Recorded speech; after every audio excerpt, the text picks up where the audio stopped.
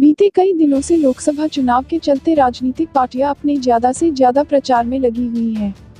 चुनावी रैलियां, बड़े बड़े बैनर से लेके छोटे मोटे पोस्टर्स, फूड पैकेट्स से लेके ट्रेंडी टी शर्ट, फिल्मों से लेके सीरियल तक, जहां तक देखो शहर से लेके गांव, सब चुनावी प्रचार की बाढ़ में डूबे मालूम होते हैं।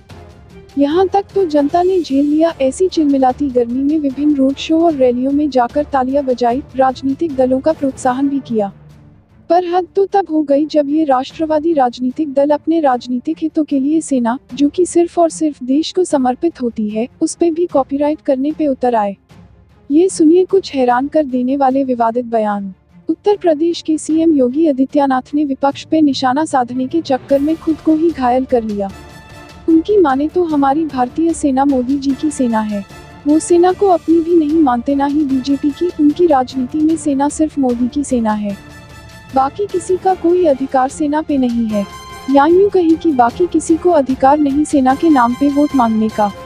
हालांकि चुनाव आयोग ने सख्त कार्यवाही के चलते एक छोटा मोटा नोटिस भेजा है, लेकिन ये नोटिस भेजने की कार्यवाही कितनी सख्त है, ये इस बात से पता चलता है कि पीएम मोदी ने हाल ही में सेना को फिर चुनावी हित के घेरे में लेते हुए कहा, बालाकोट में हुए एयर स्ट्राइक करने वाले जवानों को अपना वोट समर्पित करेंगे क्या। इस बयान को इतनी चालाकी से बोला गया है कि चुनाव आयोग की नजरों से बचते हुए प्रोपेगेंडा भी हो जाए और सवाल भी खड़े ना हों।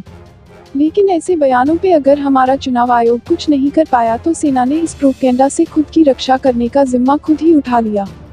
राष्ट्रपति को पत्र लिखकर इस गंभीर मुद्दे की ओर ध्यान ले जाने वालों में पूर्व जनरल एसएफ रोड्रिगस, पूर्व जनरल शंकर राय चौधरी, पूर्व जनरल दीपक कपूर और पूर्व वायुसेना प्रमुख एनसी सूरी शामिल हैं। राष्ट्रपति को लिखे पत्र में पूर्व सैन्य अफसरों ने शिकायत की है कि सेना देश की है, किसी पार्टी की नहीं। पत्र में नेताओं की ओर से सैन्य पराक्रम का श्रेय लेने का विरोध जताया गया है। सैनिकों ने ये भी कहा है, चुनावी हित के लिए सेना किसी का एजेंडा नहीं। बात तो बिल्कुल सही है।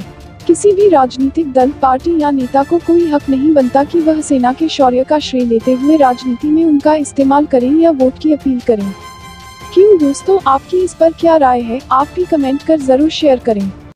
हमारे साथ बने रहने के लिए हम अपने सभी व्यूअर्स और सब्सक्राइबर्स का तहे दिल से धन्यवाद करते हैं, क्योंकि आप हैं तो हम हैं।